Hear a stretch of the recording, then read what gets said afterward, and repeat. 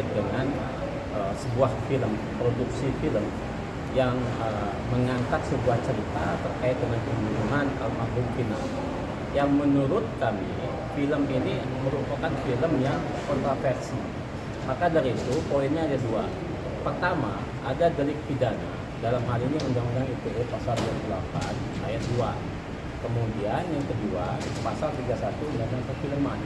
Ada dua ranah yang bisa diambil oleh penegak hukum dan juga pemerintah.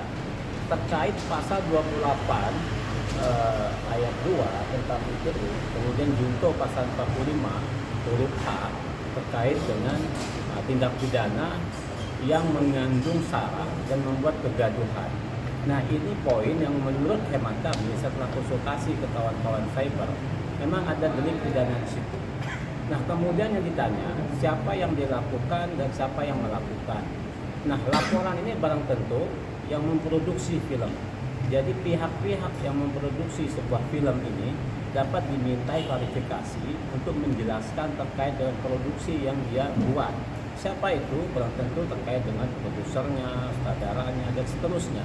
Supaya ini bisa diklarifikasi dan tidak membuat kegaduhan di publik.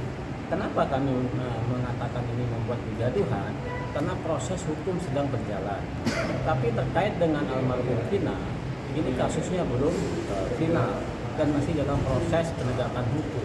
Kalau ini dibingkai dan terus-menerus menjadi polemik di media ataupun polemik di publik, maka akan membuat narasi-narasi yang negatif sehingga menghambat proses penegakan hukum yang dilakukan oleh kawan-kawan penyidik dalam hal ini instansi kepolisian. Itu poin terkait dengan delik pidananya. Kemudian yang kedua, ini terkait dengan pasal 31 Undang-Undang Perfilman, yang mana pemerintah bisa melakukan tindakan hukumnya untuk menarik kembali peredaran film tersebut. Karena bagaimanapun juga film itu sudah diasumsikan membuat kegaduhan, sehingga memang tidak relevan kalau film itu sehingga dibiarkan.